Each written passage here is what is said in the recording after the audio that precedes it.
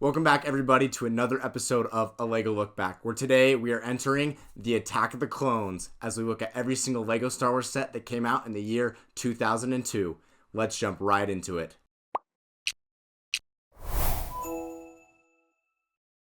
To start off, we have set number 7103, Jedi Duel. This had a total of 82 pieces, included 2 minifigures, retailed for $10 US, and currently goes for about $136 US. The minifigures included in the set were a Master Yoda and a Count Dooku. This is a simple set, including a speeder bike build for Count Dooku and some sort of arm contraption that Yoda can bounce around. You know, this is from that scene at the end of the movie Attack of the Clones where Yoda and Count Dooku have their final duel. And with this being the first time that you get a Master Yoda minifigure, with him being such an iconic character, I think this is a critical set. That $10 price point for the 2 minifigures feels fair, and I think fans would be pretty happy with what is included in this set. Coming in next, we have set number 7113, Tusken Raider Encounter. This had 93 pieces, included 3 minifigures, retailed for $10, and currently goes for about $92 US. The minifigures included in this set were Anakin Skywalker in his Padawan attire and 2 Tusken Raiders. This set is based off of that scene in Attack of the Clones where Anakin confronts the Tusken Raiders, and to be honest, this is a pretty dark scene for LEGO to be creating in the first wave of LEGO Star Wars sets. The speeder bike build, I think, looks really good. Honestly, better than a lot of speeder bike builds that we get today in LEGO. That red color scheme is screen accurate and looks really cool. The inclusion of the moisture evaporator in this set, it's a pretty large looking moisture evaporator. Looks good, nothing to really say against there. These Tusken Raider minifigures look really good. There's something I like better about the actual LEGO head than that kind of newer mold that they've made to look a little more human-like. Just the Lego head makes it feel like Lego, and they look good. Anakin in his Padawan attire looks good. He includes a cape in this version of the set, which looks fine to me. Although, if you notice in this image here with that cape folded back up over the speeder bike, that's definitely going to lead to some creasing. Good set. Once again, kind of a dark set. You know, there's a lot of killing that goes on in this scene, and I'm a little surprised LEGO decided that this was one of the first sets that they wanted to make as part of their introduction of Attack of the Clone sets. Maybe a Lars Homestead would have been more family appropriate, but good set. I'm happy with what we got here. I like that they used the muskets for the Tusken Raiders, and good set overall. We have set number 7119, Twin Pod Cloud Car. This set included 118 pieces, included 1 minifigure, retailed for $10 US, and currently goes for about $52 US. The minifigure included in this set was a Lobot minifigure. This set to me is a very interesting pick for the 2002 line. The Cloud Car isn't a very prominent ship within the Star Wars universe, only seen for a few seconds at the beginning of that scene where they arrive in Cloud City and Empire Strikes Back. This is the only ever individual set that we've got of the Cloud Car, with the other version being included in the much larger Master Builder series Cloud City. So definitely not a super popular vehicle within the Star Wars universe. This model I think looks good. It captures the shape of the Cloud Car pretty well. However, they build it out of red, which I think it's orange. Like if you look at all the in-universe photos, it's an orange looking ship. They even have a micro build where they capture the Cloud Car in orange. The inclusion of the Lobo minifigure I think is really nice, although technically in universe he's not ever seen flying this vehicle, but he's a cool minifigure, and this may be one of the first Star Wars minifigures to actually have printing on the back of his head to be able to get that computer chip implant that he has on there. Only including the 1 minifigure, I don't think it's as good as the 2 previous $10 sets that we talked about. Not really surprising to me that LEGO hasn't made this as a playset again, as it's just not that popular of a vehicle. Coming up next, we have set number 7133, Bounty Hunter Pursuit. This set had 259 pieces, included 3 minifigures, retailed for $30 US, and currently goes for about $366. The minifigures included in this set were Obi-Wan Kenobi, Zam Wesell, and an Anakin Skywalker. This is a set that is long overdue to be remade. This is one of the most iconic chase scenes, in my opinion, in all of the Star Wars franchise. And this is the only version of this set that we have ever gotten. We have never received another Zam Wesell ship or another version of this hover car in any version of LEGO Star Wars. And so this is a long overdue set that, in my opinion, they need to remake. I think the builds for both of these look really, really good. And I'd honestly be curious what they could do with a modern version of this, because these two models look honestly so well. I think this is a very playable set. $30 feels like a fair price to me with those two kind of fun builds. What a very fun, swooshable, and playable set. There are a lot of stickers used on Zam Wessel's ship, and I think Obi-Wan said it best when he said, "I hate it when he does that." Stickers are just not always the fun, but I think they're essential to get that kind of look across. Put simply, this is a great set. It's time that LEGO remakes this. Next, we have set number 7139, Ewok Attack. This set had 121 pieces, included 4 minifigures, retailed for $13 US, and currently goes for $95.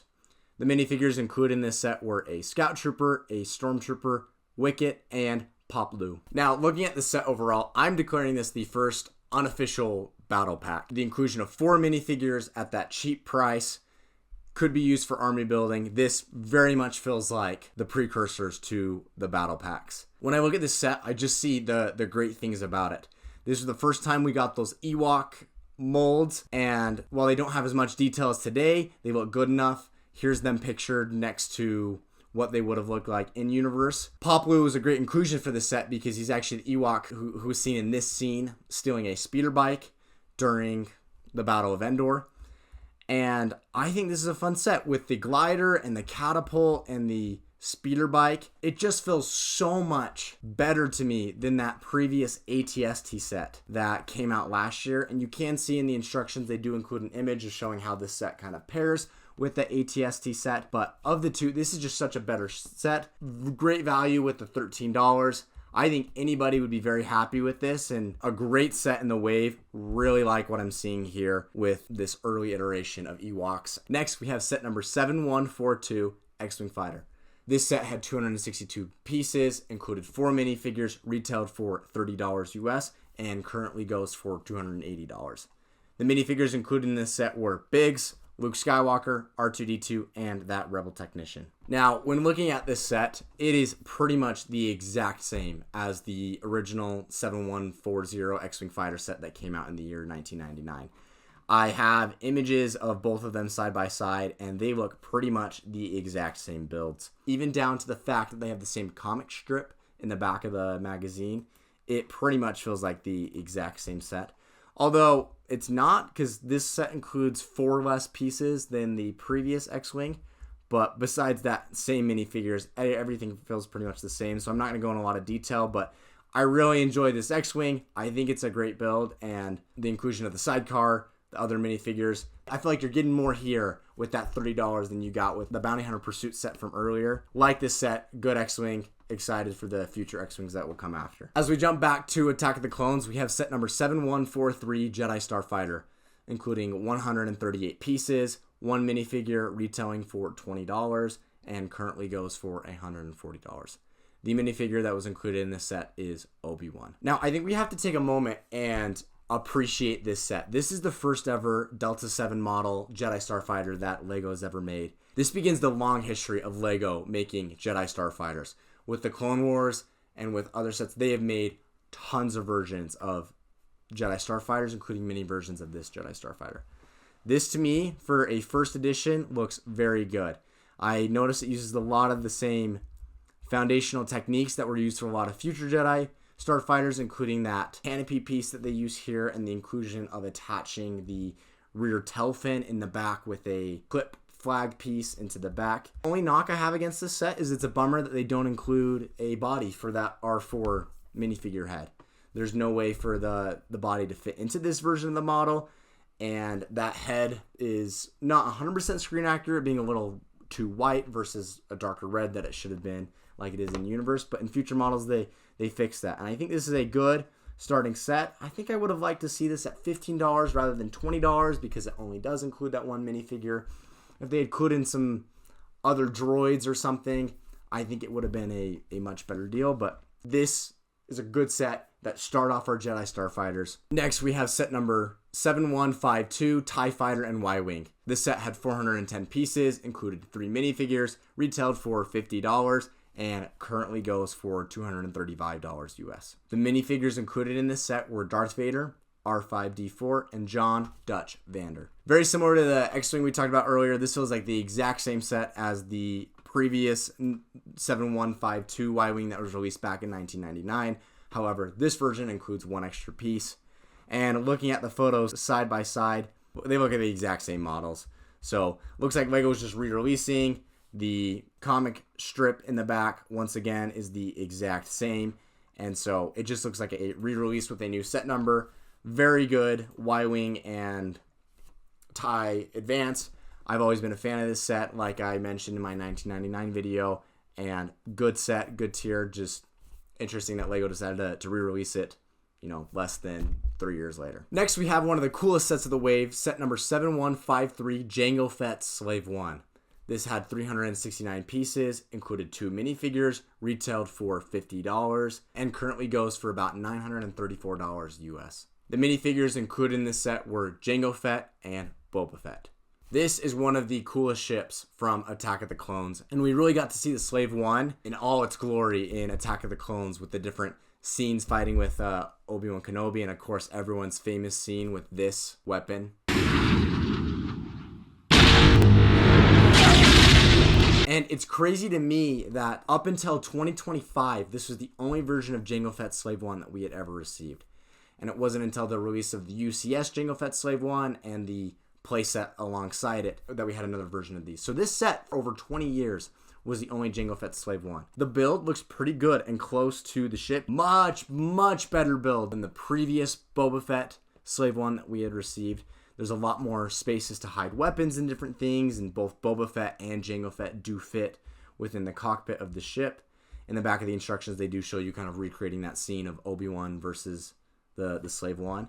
And really, really solid set. I think $50 feels worth it for what you're getting here. Feels about the correct price with the inflated adjusted price, and I think this would have had to have been one of the most popular sets at the time, just because of how cool Jango Fett is. That minifigure is incredible, so iconic with the blue and the molded modeling after the previous Boba Fett minifigure, and the inclusion of a hairpiece for him as well. Like, this is just a top-notch set this year. One thing I wanted to add on is there was a collector's item version of the set number 65153, which just included the Jango Fett Slave 1 as well as a bonus cargo case to go along with the set. There's no other ship with a grander entrance than set number 7163, the Republic Gunship. This had 686 pieces, included a whopping 8 minifigures, retailed for $90 US. It currently goes for over $1,000. The minifigures included in this set were 2 Super Battle Droids, 4 Clone Troopers, a Droideka, and a Jedi Knight minifigure. This, I think, is my favorite set of the wave. From one of the coolest ships in all of Star Wars, this is an amazing set. The inclusion of the 8 minifigures really does make it look like this is a army set. We have the inclusion of the Jedi Knight minifigure, but fans of the LEGO community know who he really is, and I'll just let him introduce himself. You're Jedi Master Barbarian Hateful. Call me Jedi Bob. It is awesome that Jedi Bob has continued to be a cultural phenomenon and that he has been able to be featured in some modern LEGO sets and LEGO media. Returning to the Republic Gunship, the build looks good. Like, this is a good looking gunship. Got some rough edges, but it's a good looking ship. The inclusion of the turrets and being able to fit both pilot minifigures and the panels that open up, I'm just really, really impressed with this set. It is incredible to me that they have the same Super Battle Droid mold that we've been using since 2002. We're still using to the day. That blue color scheme, though not like the most screen accurate, there's just something nostalgic about those blue Super Battle Droids. And I would think any kid back in 2002, this is the set they would have wanted. This is such a beautiful LEGO set, an amazing collector's item, and I just think it lives well past the time that it was released in. Moving on, we have set number 7194, Yoda. This set included 1,075 pieces, included no minifigures, retailed for $99.99, and currently goes for about $466. Despite being featured in Attack of the Clones, this Yoda sculpture is actually based off of his Empire Strikes Back Dagobah version, and I think it's a pretty good build. Once again, it has that top-down approach that was seen in the Darth Maul bust from the previous year, And it's just a cool, fun little sculpture. His eyes look a little off, a little creepy to me, but I think this is a fun build. Pretty blocky looking in design, but you can tell that it's Yoda, and I think they have some good details here, including his cane and the little necklace that he has around his neck. And for the piece count, $100 feels fair, although the physical side of this model maybe doesn't feel like $100 worth of value, but it's a good set and a good collector's item. Next up, we have some smaller minifigure packs, with the first one being set number 7200, Final Duel 1. This included 29 pieces, included 2 minifigures, retailed for $7, and currently goes for about $96 US. The minifigures included in this set were Darth Vader and Emperor Palpatine. This is a very simple set with a small throne room build and the inclusion of a Darth Vader and Emperor Palpatine minifigure. Neither one of these minifigures are exclusive, but I think if someone didn't have the chance to get the bigger sets that these came in, then this is a great way. $7 for 2 minifigures, that's a really good deal. And it's not really that playable, it's just kind of fun. Little display, and this set's worth a pass if you already had these minifigures, but if you didn't, this could be a really cool small gift item for a kid to get these characters. Continuing, we have set number 7201, Final Duel 2. This had 23 pieces, included 3 minifigures, retailed for $7, and currently goes for $66. The minifigures included in this set were a Stormtrooper, an exclusive Imperial officer, and a Luke Skywalker minifigure. This set is just an addition to that Final Duel set that we showed previously, this time including Luke and just 2 Imperial minifigures. I think it's a bit of a better deal. It shows in the back that you can combine these two sets to kind of make a little play scene and kind of recreate the end of Return of the Jedi there. But once again, good simple sets. This one seems a bit of more of a buy, with that Imperial officer there. It just feels more worth it to me if you'd collected some of the other sets, but another good, fun, small set. Continuing with these smaller sets, we have set number 7203, Jedi Defense 1. This had 59 pieces, included 3 minifigures, retailed for $7 US, and currently goes for about $136. In this version, we have a Padawan Obi-Wan Kenobi with 2 droidicas, or destroyers as he calls them. And this is just from that scene at the beginning of The Phantom Menace where they're invading the ship and they're trying to get to the front. I think it's a fun set. You get 2 droids and Obi-Wan. Feels very playable, feels very small. And when you combine it with the next set, it becomes a much better deal. And that next set being set number 7204, Jedi Defense 2. This set had 53 pieces, included 3 minifigures, retailed for $7, and currently goes for about $69 US. The minifigures included in this set were Qui-Gon Jinn, a security battle droid, and a battle droid commander. This set to me seems a little bit more fun with the inclusion of Qui-Gon and those 2 battle droid minifigures that both are looking very good. This version of the set comes with the actual door that Obi-Wan and Qui-Gon have to get through. This kind of completes that scene a little better. And when you really combine the 2 sets together for $14 total, this is a great little scene. Very playable, very fun, and I think you could have a lot of fun with this. We're now moving on to our set of Technic sets that were released this year, and starting off that list, we have set number 8009, R2-D2. This set had 240 pieces, 0 minifigures, retailed for $20 US, and currently goes for about $57. Now, my first initial impressions of this R2-D2 are, he's ugly. Like, he does not look that great. He's missing a big chunk of his head. Does not really capture that shape. But when you stand him against the C-3PO that came out from the previous year, I guess it looks a little better. I just think there are better Technic sets within this wave. You can tell it's R2-D2, but not really that great of a set. There's been much better versions of R2-D2 than this guy.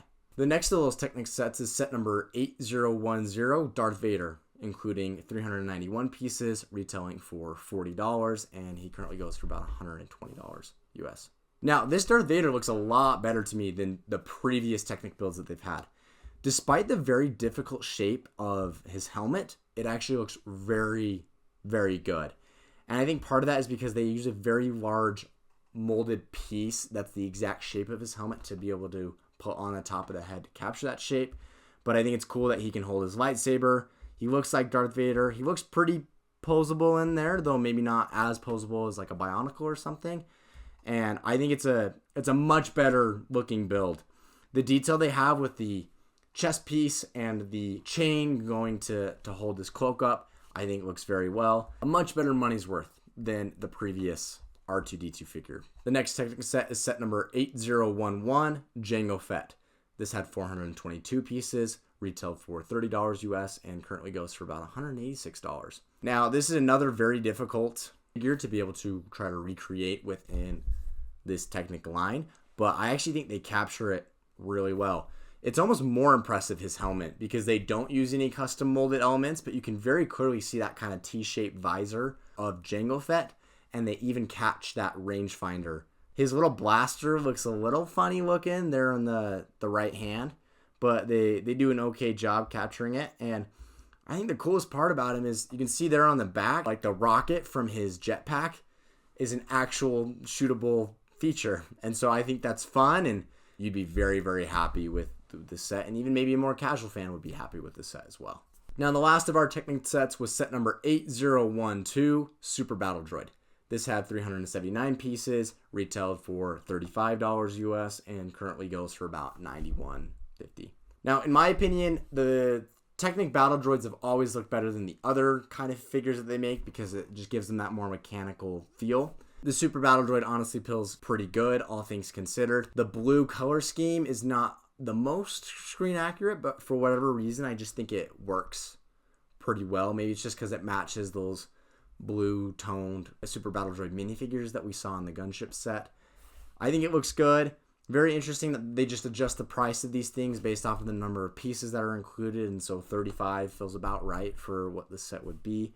The blaster cannons do look a little off to me with that red just permanently being there, but I do like the set. Probably my third favorite, though. I think the Darth Vader and the Jango Fett were a little better looking, but I think this is still a great looking set. Looks very posable, very fun, and I could see how fans could really enjoy this set. Jumping to our Ultimate Collector Series sets, we have set number 10026, the Special Edition Naboo Starfighter. This set had 187 pieces, retailed for $39.99, and currently goes for about $1,850. Now, looking at this set, you can clearly tell why it's so coveted and sought after, and it's because of the use of the actual chrome pieces to build this set. Still has the chromium undercarriage. I must fly it. And so it just makes the Lego model stick out that much more. Now, this is kind of an interesting year to release this set because while most people would have thought of it as a Phantom Menace set, it is actually seen in the very beginning of Attack of the Clones in that opening scene, and they actually picture that in the right hand corner there of this box, so it makes a lot of sense that they would release this year. Those chrome pieces look awesome. Unfortunately, you do not have the ability to put a minifigure inside, as they just close that canopy up with brick built pieces. There's no way to fit a minifigure, but the inclusion of the R2-D2 head is a nice inclusion.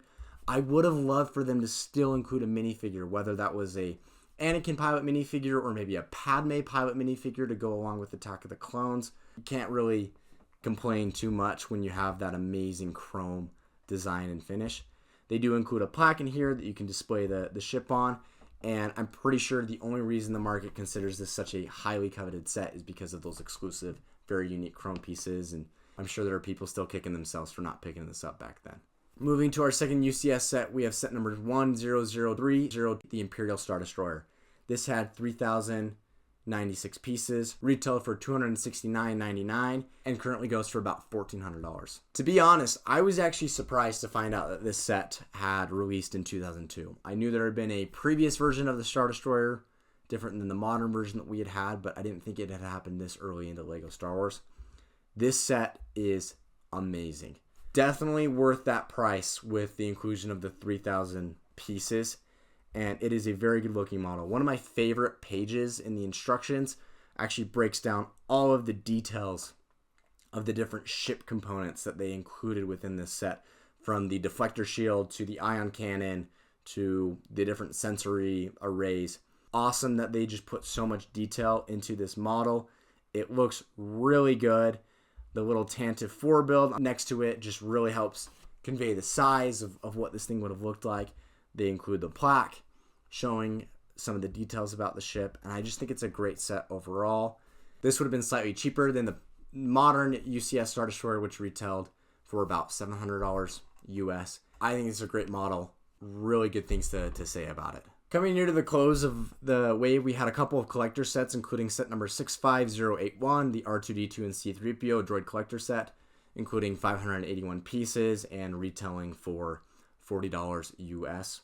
This set goes for about $210 today, and it's just the two Technic C-3PO and R2-D2s included together in one set. I think these do look better together than they do by themselves, but I've already expressed my opinions of kind of how strange looking these models look and how they don't quite capture the characters perfectly. But for someone who was really into these, I think getting both of them would be much better than just getting one or the other.